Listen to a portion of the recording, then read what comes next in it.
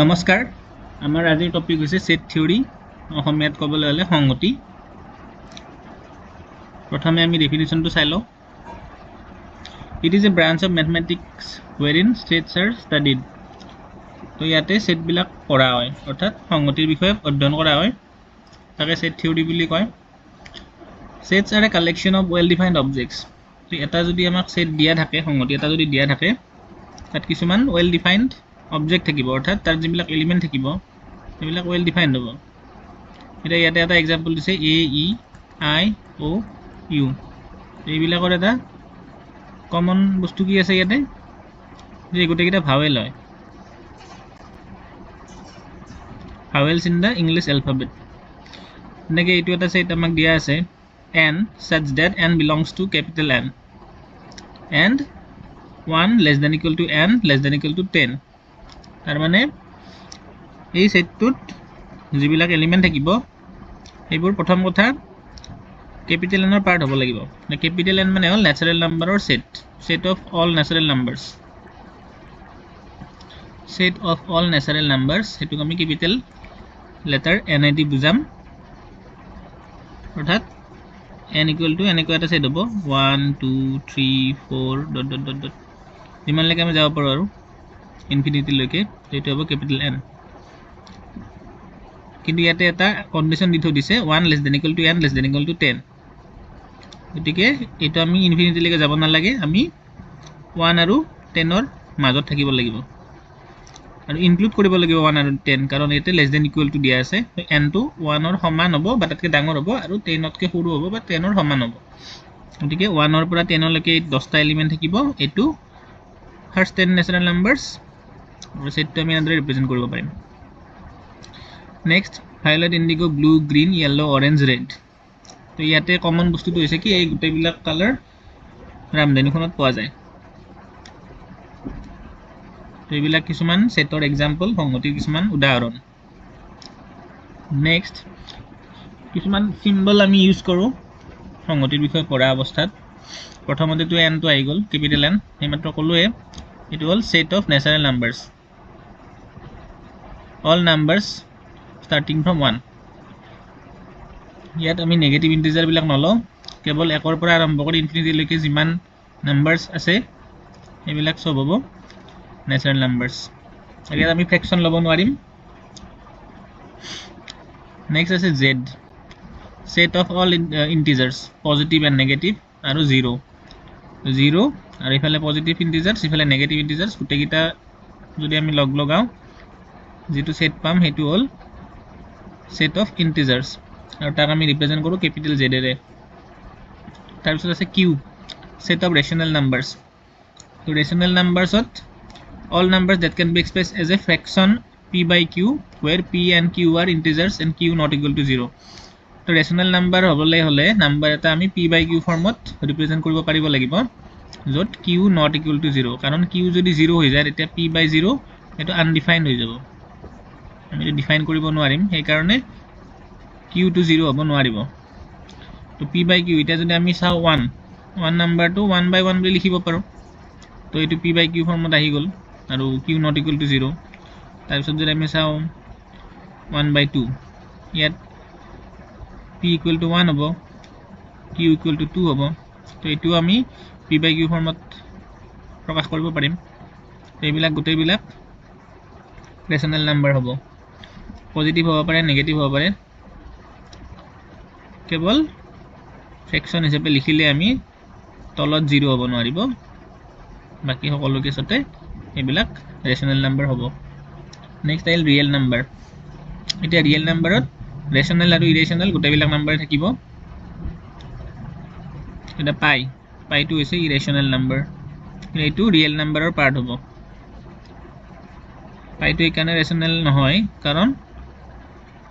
ইয়াত আমি যদি 3.14 এনেকৈ গৈ থাকিব পাৰিম এটো কেতিয়াও শেষ নহয় তো এনেকুৱা নাম্বাৰ বিলাকক ইৰেশনাল বুলি কোৱা হয়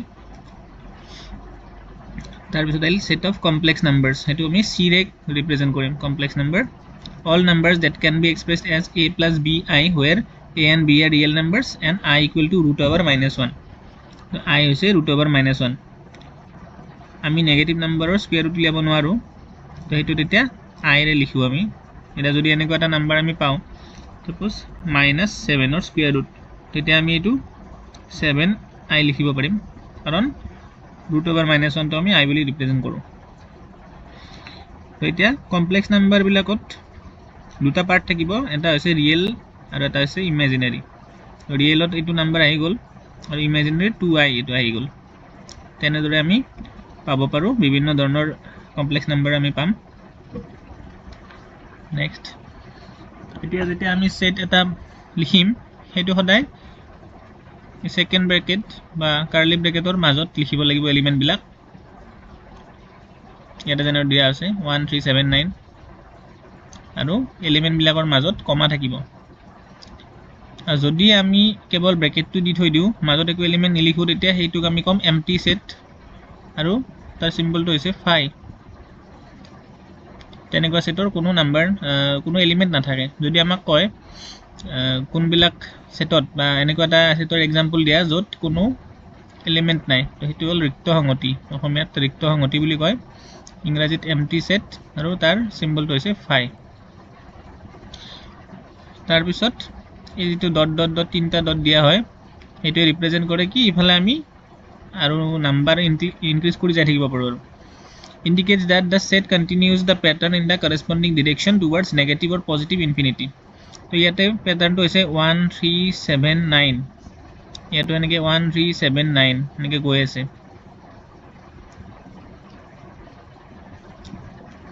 এলে পজিটিভ ইনফিনিটি লৈকে যাব আৰু ইফালে নেগেটিভ ইনফিনিটি লৈকে যাব হেতু বুজাবৰ কাৰণে আমি তিনটা ডট ইউজ কৰিম আমি এনেদৰে লিখিব পাৰো 1 2 3 ডট ডট ডট এটা গম পাম যে এটো ন্যাচারাল নাম্বার বুজাইছে আৰু ইনফিনিটি লৈকে গৈ আছে নেক্সট আইল এটো সিম্বল ইউ টু উল্টা কৰি দিলে যেনেকুৱা হ'ব এনেকুৱা এটোৱে বুজায় এন্ড অর ইন্টারসেকশন এতিয়া যদি দুটা আমাক সেট দিয়ে ইয়াত एग्जांपल দিয়া আছে 1 2 3 4 আছে এলিমেন্ট a সেটৰ কাৰণে আৰু b কাৰণে আছে 4 5 6 তো a ইন্টাৰসেকশন b এটোৱে বুজাব এই দুটাত কোনটো কমন এলিমেন্ট আছে আমাৰ ইয়াত আছে 4 গতিকে a ইন্টারসেকশন b তাত এলিমেন্ট থাকিব এটা হেতু হৈছে 4 যদি ইয়াতে বেছি কমন থাকিলে তেতিয়ালে বেছি হলে এলিমেন্ট এই ইন্টারসেকশন b ধৰা হল a = 1 2 3 4 আৰু b = যদি 4 3 2 হল ফৰ एग्जांपल তেতিয়া a ইন্টাৰসেকশন b 4 3 2 হল কাৰণ এই 4 3 2 b এৰ ক্ষেত্ৰটো পোৱা যায় আৰু এৰ ক্ষেত্ৰটো পোৱা যায় 4 3 2 গতিকে ইন্টারসেকশন b গোটেইকেইটা এলিমেন্ট হলতেন কমন এলিমেন্ট কিটা আমি লিখিব লাগিব নেক্সট আইল ইউনিয়ন ইয়াত আমি দুটা যদি সেট ল 1 2 3 4 আছে ইয়াত এলিমেন্টস আৰু ইয়াত আছে 4 5 6 এই ইউনিয়ন বি হ'ব গোটেই বিলাক এলিমেন্ট ইনক্লুড কৰিব লাগিব এ থকা কেইটা লিখিব লাগিব 1 2 3 4 আৰু বি থকা কেইটা লিখিব লাগিব 4 5 6 4 কমন আছে তো এবাৰে লিখিব লাগিব কিন্তু এটো নহয় যে দুবাৰ আছে গতিকে দুবাৰ লিখিম এলিমেন্ট এবাৰে লিখিব লাগিব কিন্তু এই ইউনিয়ন বি টো এনেকুৱা আছে এটা হ'ব যেটোত এ থকা এলিমেন্ট বিলাক গোটেই থাকিব আৰু বি থকা এলিমেন্ট বিলাকো গোটেই থাকিব এটো হল এই ইউনিয়ন বি তাৰ পিছত এটো আই নহয় বাৰু এটো এনেকুৱা লাইন এডাল আমি ড্ৰ কৰিম আৰু এটোৱে বুজায় such that কিটাবা এটোৰ জায়গাত এনেকে কলনটো দিব পাৰে মানে দুটা ডট যে দিয়ে কলন বুলি কয় এটো দিব পাৰে একেই বুজায় এটা দিয়া আছে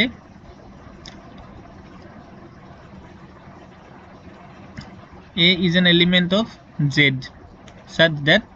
a greater than 3 z এ বুজায় ইন্টিজার z এ বুজায় ইন্টিজাৰৰ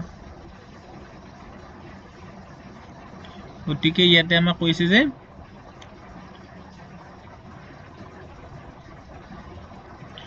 এটো এনেকুৱা এটা সেট হ'ব যত a z ৰ এটা পাৰ্ট হ'ব অৰ্থাৎ a এটা ইন্টিজাৰ হ'ব আৰু a greater than 3 হ'ব তিনিতকৈ ডাঙৰ ইন্টিজাৰ হ'ব তো আমি লিখিব পাৰিম 4 5 6 তো এইটোৱে হ'ব এই সেটটো আৰু এটা নেগেটিভ নাম্বাৰ নাহে কাৰণ তিনিতকৈ ডাঙৰ ইন্টিজাৰ বুলি কৈছে যদি তিনিতকৈ সৰু ইন্টিজাৰ হলে তেতিয়া নেগেটিভ নাম্বাৰ আহি গ'ল হয় নেক্সট হৈছে subset a is a subset of b if all its elements are included in b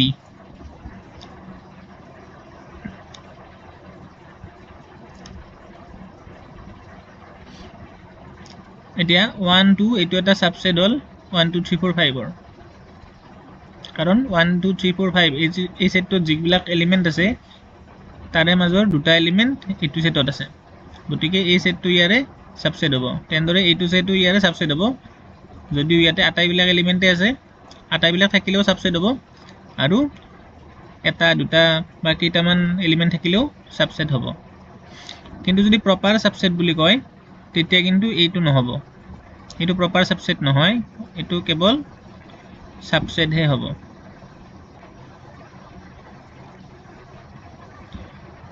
তো প্ৰপাৰ সাবসেট হ'ব লাগিলে হয়তো এটা এলিমেন্ট আছে ইয়াতে চাৰি পাঁচটা আছিল ইয়াতে এটা আছে ইয়াতে দুটা আছে ইয়াতে তিনিটা আছে ইয়াতে চাৰিটা আছে গোটেইবিলাক এলিমেন্ট নাই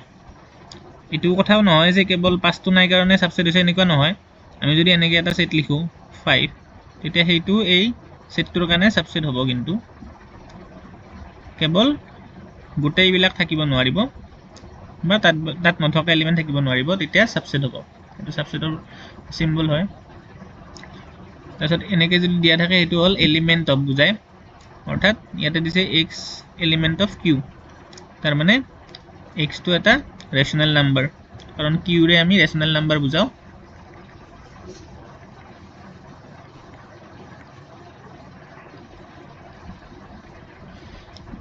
নেক্সট আহিল u এ বুজায় ইউনিভাৰ্সেল সেট তো ইয়াতে যদি আমি চাও a দিয়া আছে 1 2 অৰ্থাৎ এই সেটটোৰ এলিমেন্ট দুটা হৈছে 1 আৰু 2 b ত আছে 3 4 5 এতিয়া এই দুটাৰ ক্ষেত্ৰত আমি 1 2 3 4 5 টো এটা ইউনিভাৰ্সেল সেট বুলি ক'ব পাৰো কাৰণ ইয়াত a ত থকা এলিমেন্ট বিলাকো আছে b ত থকা এলিমেন্ট বিলাকো আছে অৰ্থাৎ যদি a আৰু b ৰ কাৰণে এনেকুৱা এটা আমি u পাব লাগিব যেটোত a আৰু b ত থকা আটাইবোৰ এলিমেন্ট থাকিব লাগিব অৰ্থাৎ a u ৰ কাৰণে সাবসেট হ'ব লাগিব আৰু b u ৰ কাৰণে সাবসেট হ'ব লাগিব তেতিয়া আমি ক'ব পাৰিম যে u টো ইউনিভাৰ্সেল সেট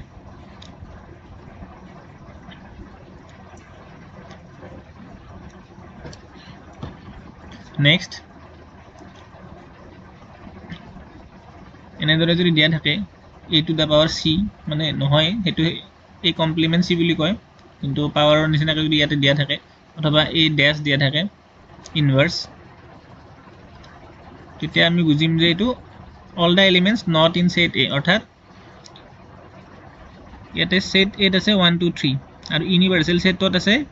পাঁচটা এলিমেন্ট 1 2 3 4 5 গতিকে a কমপ্লিমেন্ট বা a ইনভার্সত থাকিব 4 আৰু 5 এত নথকা এলিমেন্ট কিটা a ইনভাৰ্সত থাকিব নেক্সট a আৰু b যদি আমি ডাঙৰ বন্ধনীৰ মাজত ৰাখো হেতু হল close interval values between a and b including a and b তো আমি যদি এনেদৰে লিখো 1 not 1 and 4 তাৰ মানে 1 ৰ পৰা 4 লৈকে গোটেইবিলাক এলিমেন্ট আছে হেতু বুজাম আমি আৰু যদি স্মল ব্ৰ্যাকেট দিয়া থাকে তেতিয়া হ'ব ওপেন ইন্টাৰভেল অৰ্থাৎ a আৰু b এক্সক্লুড কৰি আমি বাকিবিলাক লম a আৰু b ৰ মাজত থকা এলিমেন্ট বাকিবিলাক লম a আৰু b এক্সক্লুডেড তো ইয়াতে যদি আমি এনেকৈ লিখো 1 4 তেতিয়া আমি পাম 2 আৰু 3 কাৰণ 1 আৰু 4 এক্সক্লুড কৰি দিব লাগিব কেৱল মাজৰ বিলাকহে ল'ব লাগিব আৰু ইয়াতে আমি কেৱল ইনক্লুডিং ইন্টিজাৰস অৰ্থাৎ ইন্টিজাৰ বিলাকহে ইয়াতে আমি ইনক্লুড কৰিছো কাৰণ 1 আৰু 4 ৰ মাজত আমি যদি চাও বহুত নাম্বাৰস আহি যাব কিন্তু আমি যদি অল ইন্টিজাৰৰ কথা চাও তেতিয়া মাত্ৰ 2 আৰু 3 পাম তো আমাৰ এই এক্সাম্পলটোৰ কাৰণে আমি কেৱল ইন্টিজাৰ বিলাকহে লৈছো ৰিয়েল নাম্বাৰ যদি চাব যাও বহুত হ'ব পাৰে 2.5 টো এটা হ'ব 1 আৰু 4 ৰ মাজত থকা ৰিয়েল নাম্বাৰ 2.6 2.65 এনেকৈ আমি বিভিন্ন নম্বৰ পাম নাম্বাৰস বহুত পাম তো আমি এটো এখানে এটা লিখি দিছো যে ইফ অনলি ইন্টিজাৰস ইনক্লুডেড কেৱল ইন্টিজাৰ বিলাকৰ কথা যদি আমি কনসিডাৰ কৰো তেতিয়া 1 4 এনেকৈ দিয়া থাকিলে 1 2 3 4 গোটেইকেইটা এলিমেন্ট হ'ব আৰু এনেকৈ দিয়া থাকিলে কেৱল 2 আৰু 3 হ'ব কাৰণ ইয়াতে 1 আৰু 4 ইনক্লুড নহব নেক্সট আহিল মডুলাস অফ a এটোৱে বুজায় অৰ্ডাৰ অথবা কাৰ্ডিনালিটি মানে এটা সেটত কিমানটা নাম্বাৰ আছে তো এটা আমাক এক্সাম্পল দিছে a = 3 6 4 7 9 গতিকে মডুলাছ অফ এ হ'ব 4 কাৰণ ইয়াতে 4টা এলিমেণ্ট আছে 1 2 3 4টা আৰু এনেকুৱা চিম্বল কিছুমান আছে আমি আগলৈও চাম বিভিন্ন কনসেপ্ট আমি ইয়াতে ডিসকাস কৰিম কুৱেশ্যনো কৰিম আমি আজিৰ কাৰণে এইখিনিয়ে আৰম্ভণি বুলি অলপ লাহে লাহে পঢ়োৱা হৈছে আশা কৰোঁ বুজি পাইছে ধন্যবাদ